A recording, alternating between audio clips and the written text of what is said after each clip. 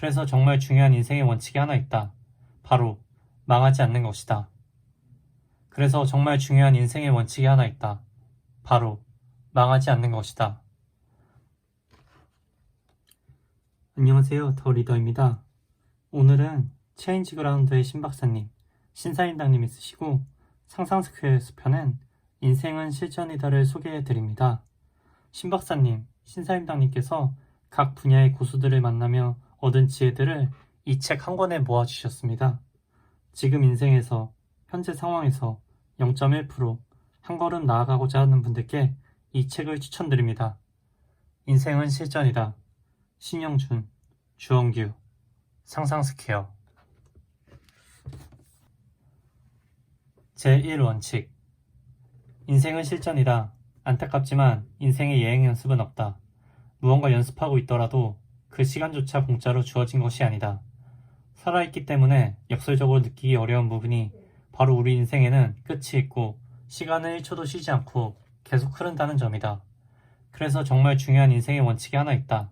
바로 망하지 않는 것이다. 그래서 정말 중요한 인생의 원칙이 하나 있다. 바로 망하지 않는 것이다. 그래서 정말 중요한 인생의 원칙이 하나 있다. 바로 망하지 않는 것이다. 놀랍게도 우리는 만나기 전부터 망하지 않는 것이 가장 중요하다는 철학을 똑같이 가지고 있었다. 그래서 이 책에서 언급할 많은 이야기는 결과적으로 망하지 않기 위한 구체적 강론인 경우가 대부분이다. 그렇다면 망한다는 것은 무엇일까? 망하는 것과 실패는 다른 차원의 문제이다. 망한 것은 결론이고 실패는 과정이기 때문에 그 속성이 전혀 다르다. 만약 실패했고 그 상황이 끝이라면 그것은 이제 실패가 망한 것으로 결론난 셈이다. 하지만 다시 시작하고 도전할 수 있다면 실패는 당연한 과정의 일부분일 뿐이다. 하지만 한 번의 실패를 끝이라고 착각하는 경우가 안타깝게도 너무 많다. 망하지 않으려면 잘 실패하는 것이 매우 중요하다. 현실적으로 실패는 아프고 괴롭겠지만 그것을 잘 관찰하고 활용하면 절대 나쁘지만은 않다는 점을 깨닫게 된다. 그래서 실패를 제대로 바라보는 인식만 탑재하고 있어도 망할 확률이 확연하게 줄어들게 된다. 우선 실패에는 정도의 차이가 있다. 실패했더라도 잘 살펴보면 부분적으로 성공한 게 있을 수 있다. 실패 자체를 최악이라고 부정해버리면 이렇게 중요한 부분을 놓칠 수 있다. 그래서 실패한 후에는 이를 꼼꼼하게 복귀해야 한다. 실패했을 때 실물이 남는 경우는 잘 없지만 경험적인 측면에서는 숨겨진 자산이 남는 경우가 많다. 눈에 보이지 않기 때문에 다른 사람이 그것에 관하여 조언해 주기도 어렵다. 그렇기 때문에 실패에 대한 부정적 감정을 잘 추스리고 자신이 무엇을 체득했는지 진지하게 반추해야 한다. 우리는 인생을 살면서 성공보다 실패를 압도적으로 많이 경험한다. 그래서 실패에서도 무언가 얻어내고 추려내는 습관을 반드시 가져야 한다. 실패는 계획을 수정하라는 강력한 신호이다. 사람은 대부분 쉽게 바뀌지 않는다. 특히 상황이 좋고 문제가 없다면 손실 회피 편향 때문에 바뀌는 것 자체가 고통으로 다가온다. 그런 관점에서 실패만큼 확실하게 우리를 행동케 하는 신호도 없다. 큰 실패는 독이 될 수 있지만 작은 실패는 약이 되는 경우가 많다. 따라서 작은 도전을 지속할 수 있는 환경을 구축하는 것이 망하지 않는 시스템을 구축하는 구체적 방법의 하나다. 따라서 작은 도전을 지속할 수 있는 환경을 구축하는 것이 망하지 않는 시스템을 구축하는 구체적인 방법의 하나다. 반면 실패의 긍정적 측면을 악용하여 생기는 부작용도 있다. 실패의 만성적 내성이 생기는 것이다. 실패했지만 망하지 않고 버티고 있으니 무언가 내공이 쌓이고 성장한다며 착각한다. 그런 상황에서 반드시 점검해야 할 점은 똑같은 실수를 되풀이하고 있는지 여부이다.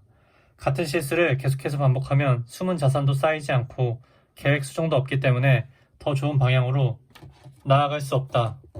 이처럼 잘못된 방식으로 정신승리하면서 불필요한 실패를 되풀이하는 경우가 우리 주변에 은근히 많다. 실패에 대한 속성을 제대로 이해했다면 그래도 버티는 과정이 조금은 수월해질 수 있다.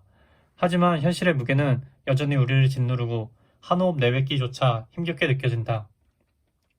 그리고 세파에 이리저리 치여서 흔들리고 있을 때 우리를 단단히 잡아주는 것은 망하지 않고 버텨냈을 때 만날 도착점, 즉 목표이다. 목표는 진부한 단어처럼 들리지만 실제로는 무엇보다 중요하다. 목표가 얼마나 중요한지 알고 싶다면 최악의 상황을 가정해 보면 된다. 불의의 사고로 다쳐서 육체적으로 아무것도 못하는 것만큼 취약도 없을 것이다. 그런 상황을 마주하면 인생이 망한 것처럼 느껴지는 게 당연하다.